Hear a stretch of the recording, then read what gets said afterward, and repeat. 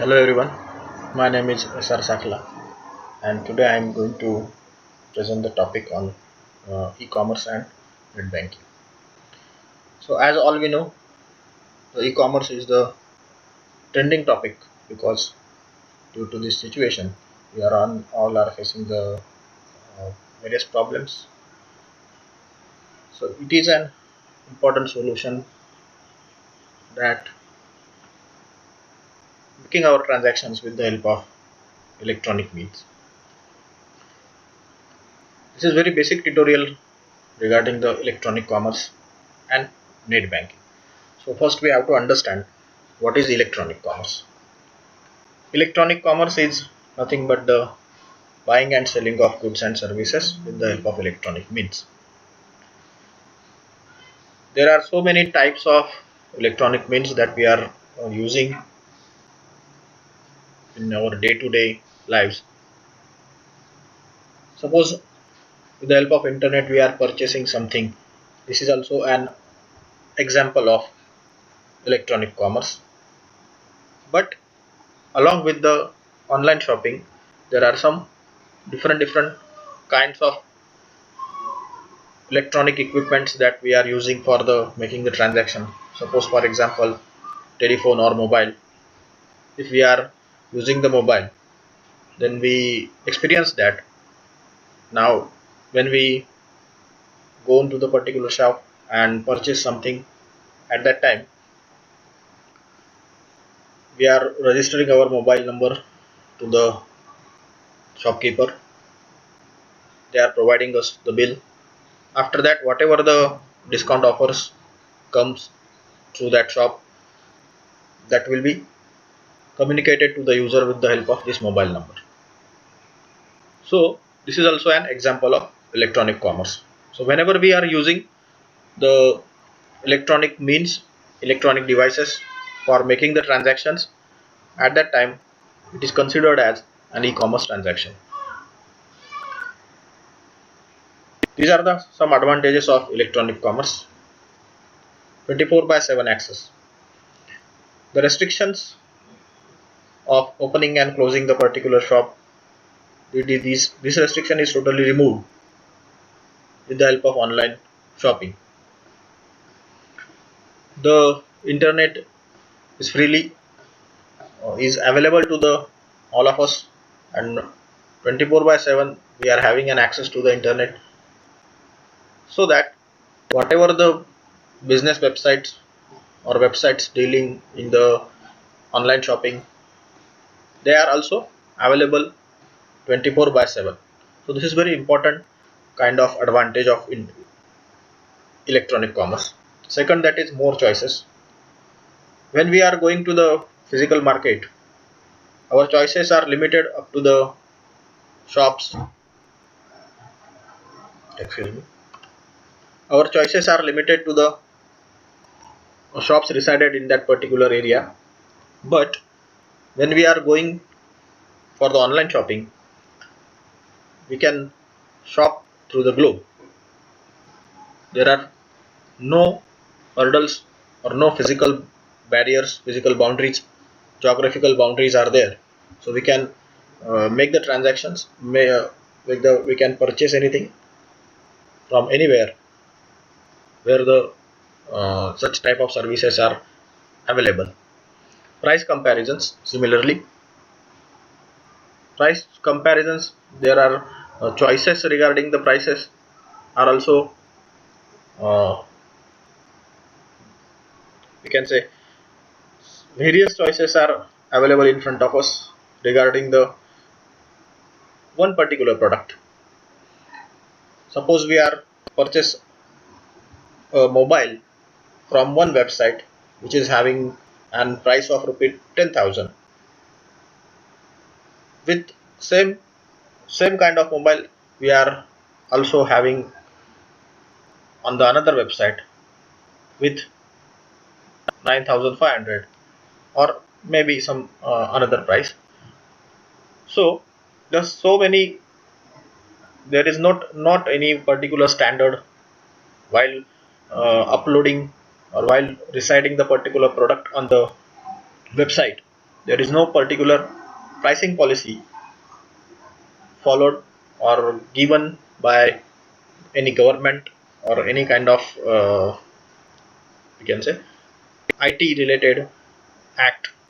So pricing policies are different, and hence the customers having the more choices regarding their products, more price comparisons regarding their products. It also saves operational cost, so doesn't need to go anywhere. We can make the transactions by sitting at our home at any time. No need of physical company setups. As far as the owner point of view, we doesn't have to set up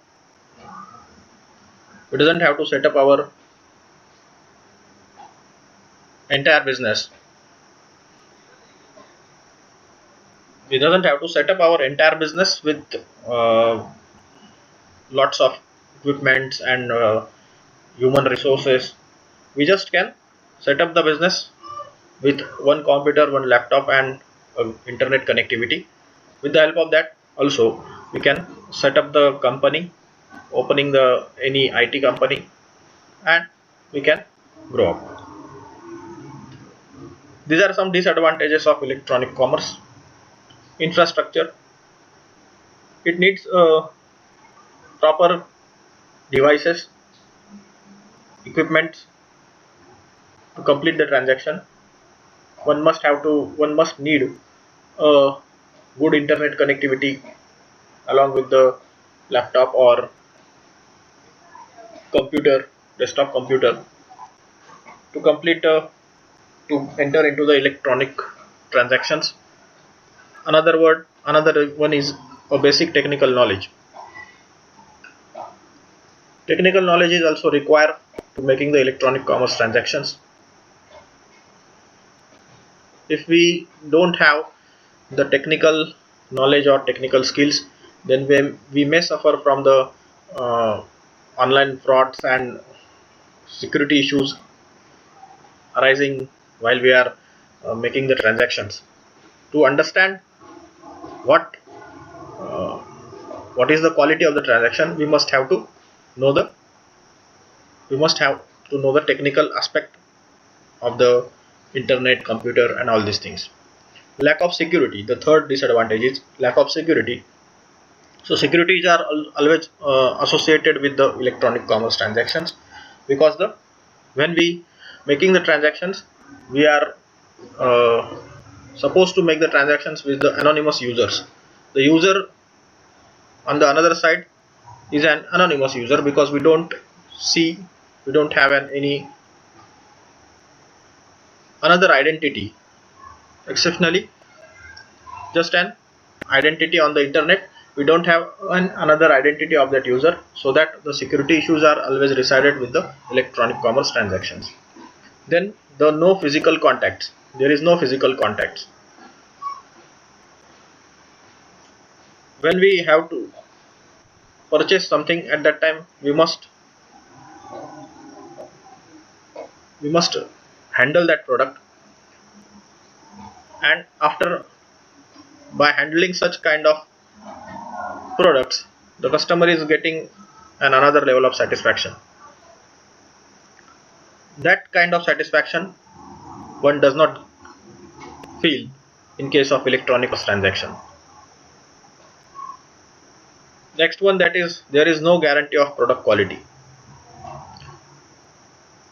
Products are products are purchasing from various different kinds of websites. There are so many types of websites available on the internet through which we can make the purchasing.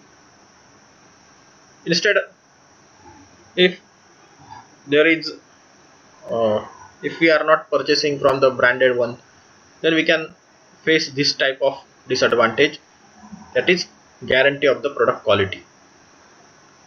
In case of physical market, we know the marketplace, we know the shop, we know the shopkeeper, and hence we can familiar with the environment through which we can purchase or make selling in the market. But in case of electronic commerce, The chances of getting fraud and the chances of getting fraud by one to the customer, so that product quality, there is one cannot sure about the quality of the product. And the last one, that is mechanical failures. If there are some physical or logical errors occurred, then customer have to face the mechanical failures, which may lead to disrupt the transaction, or some monetary issues may also arise sometimes. So these are some disadvantages.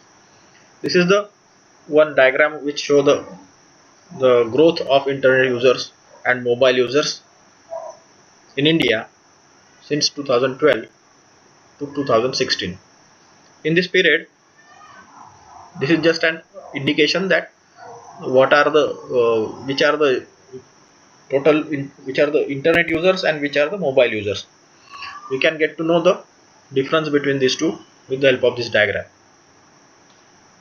Next one, the next topic, that is what is net banking. Many of us are using the net banking services. So net banking is also known as internet banking or online banking or e-banking or virtual banking.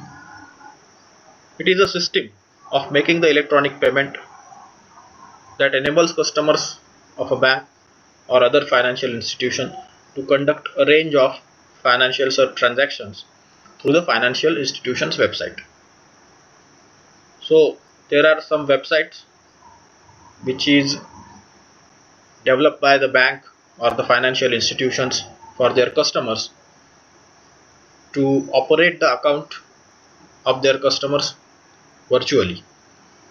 So this is what the net banking is. If we have to use our account virtually or with the help of internet, then we are having the option that we can go for net banking, or we can only use the services given by the bank, which is called as online services.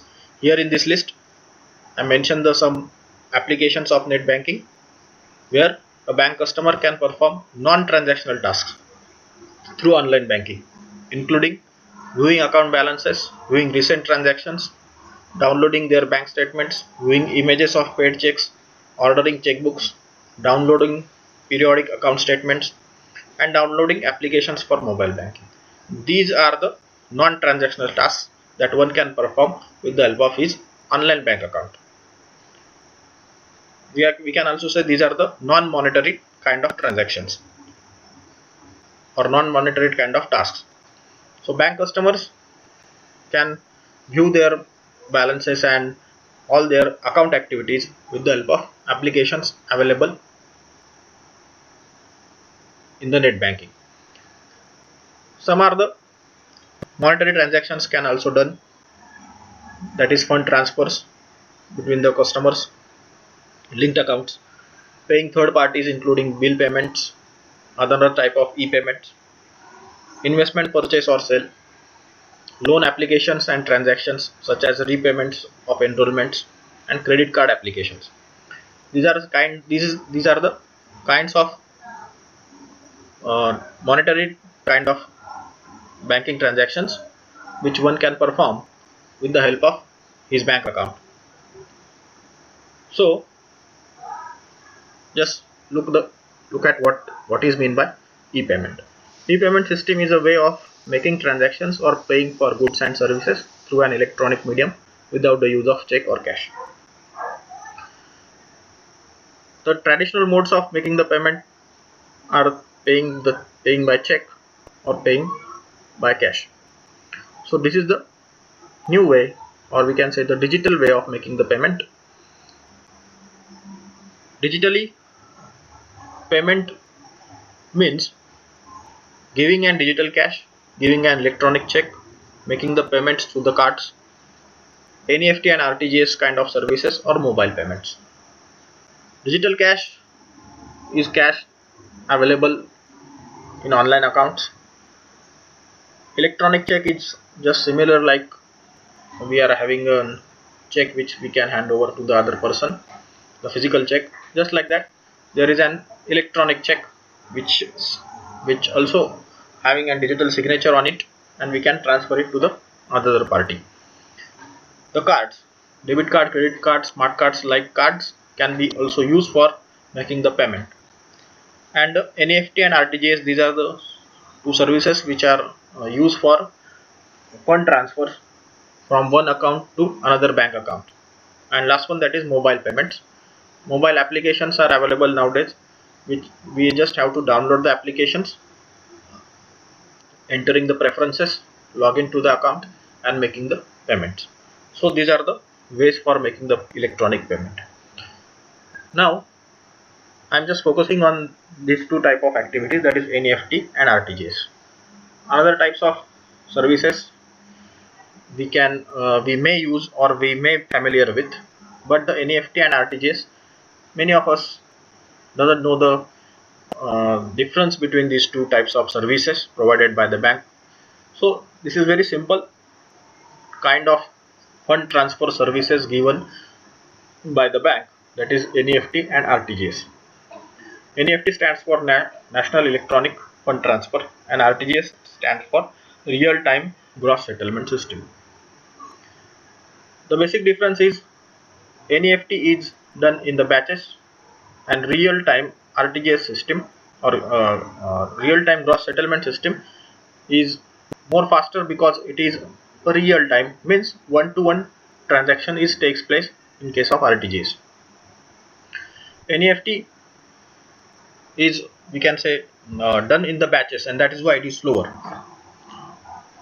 The bank policy, every bank has a different policy regarding the batches of their NEFT applications, but RTGS is a real time system. Once the customer go into the bank and he fill up the form of RTGS and submit it to the counter, as soon as the their application is received, the counter has to settle his account, send his money or whatever the transaction is. The bank must have to consider it first and settle it in a real time basis.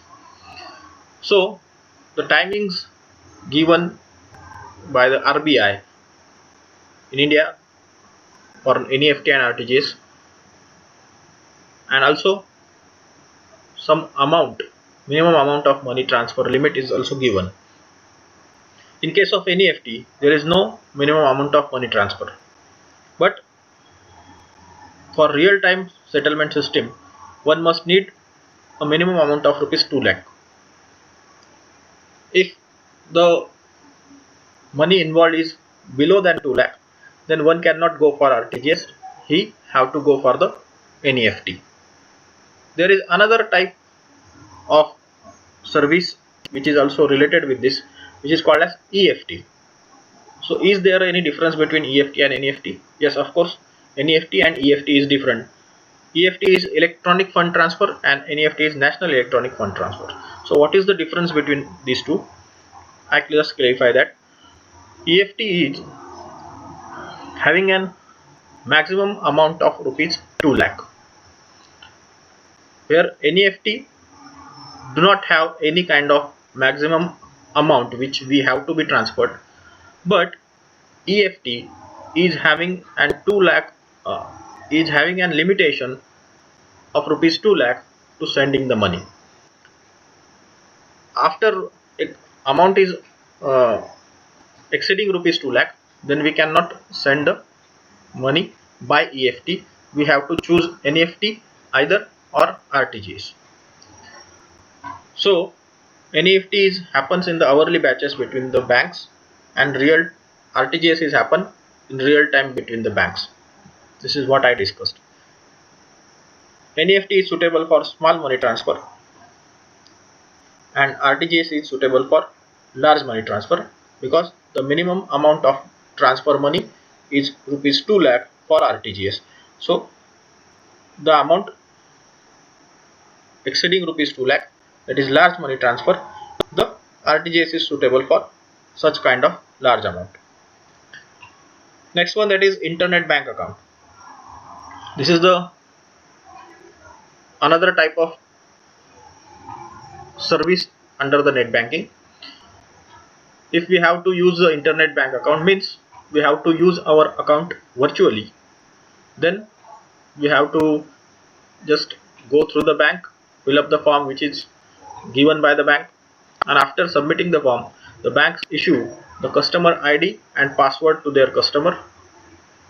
With the help of this customer ID and password, one can log into their account and making them payment or whatever one wants to do with his account, that is viewing the account balances, all these account activities, uh, making an applications, making the payments, getting the bank statements, whatever customer want to do, they can do with his customer ID and password which is provided by the bank. So it is a called as internet bank account. This is the one method or one service under the net banking services. So that's it. Thank you.